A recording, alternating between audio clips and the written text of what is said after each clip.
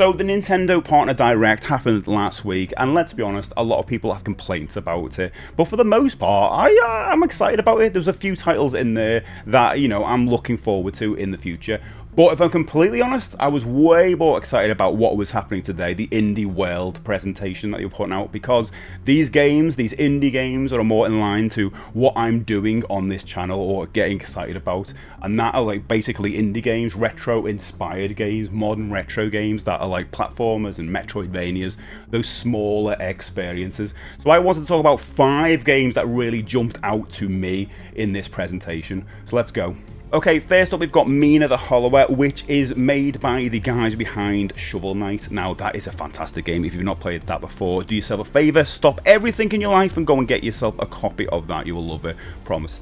Anyway, in this game, you play a mouse called Mina, and you can kind of burrow under the ground, you can attack in all 4 directions, and it's top-down, although it does have some 3D elements by the look of it.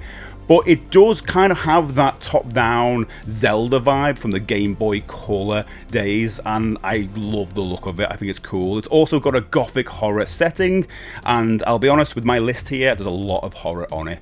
It just might be the way things are going these days. Everyone loves horror.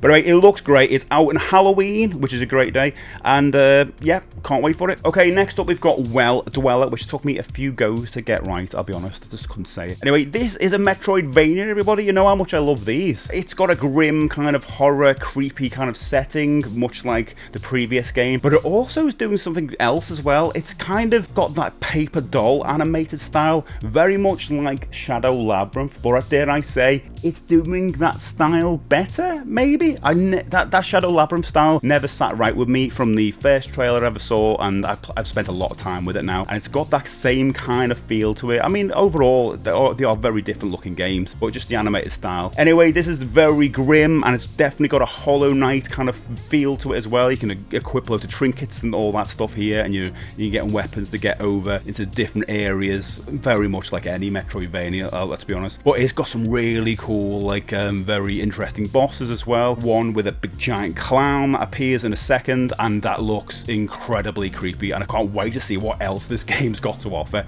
But that comes out next year, thank God, because Metroidvanias do take a little bit of time, and I've got a long list of games before then. Okay, next up we've got Neverway, which, I'll be honest, immediately didn't grab me because they mentioned the words life sim, and I haven't been grabbed by a sim game in years. I used to play a fair bit of Stardew Valley back in the day, but it just hasn't grabbed me in the last couple of years or so. So I was like, oh, I don't know if I could play a sim, but then they mentioned it was from the makers, or involves the makers of Celeste, which is an amazing game, and Fez, which is a great game as well. So I was hooked at that point. And the fact they were talking about kind of juxtaposing wholesome moments of, I suppose, the story, the narrative, and like the sim part of it with horrific moments, horror moments, that got me interested as well, because that's quite unique, that premise there. So that got me a bit hooked with this idea, and the whole look of it as well, these different color palettes, very interesting, and yeah, again, unique. It looks like the sim part of it is maybe attending to a farm or arranging your room and all that, but again, this is going to be definitely one to look out for me. Okay, next up is Ball X Pit, or I can't say it. I don't know how you're supposed to say it. Ball X Pit or Ball Times Pit. I don't know. Ball Pit. This looks great, but I'll be honest, people have been saying it's addictive as Vampire Survivors, but it met with Breakout, you know, the Atari Breakout, and that scares the hell out of me because I was so addicted to Vampire Survivors that I was getting sick just looking at the screen.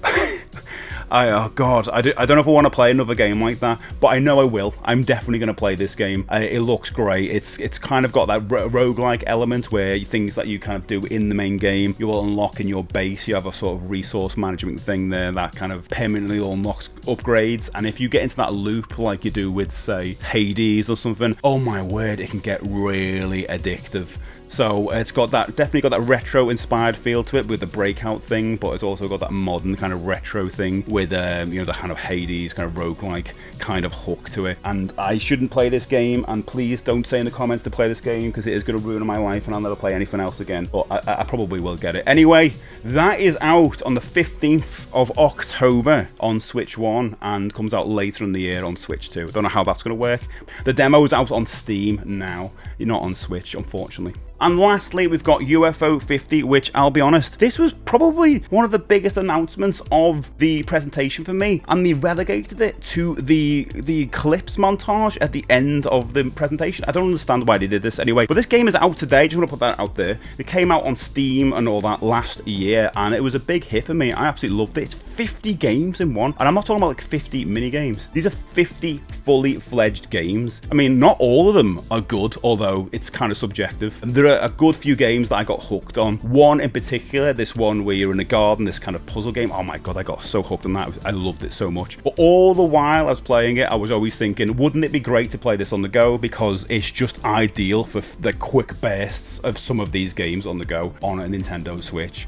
So yeah, it is out now. It's £20.99. Very excited about it, but I did find out that there's a physical version in the work that is coming out early next year, like a deluxe version, special edition, and a normal edition as well. So I'll probably wait for the physical one, to be honest. That's you know I'm just gonna do that anyway, and I'll talk about that in another video probably.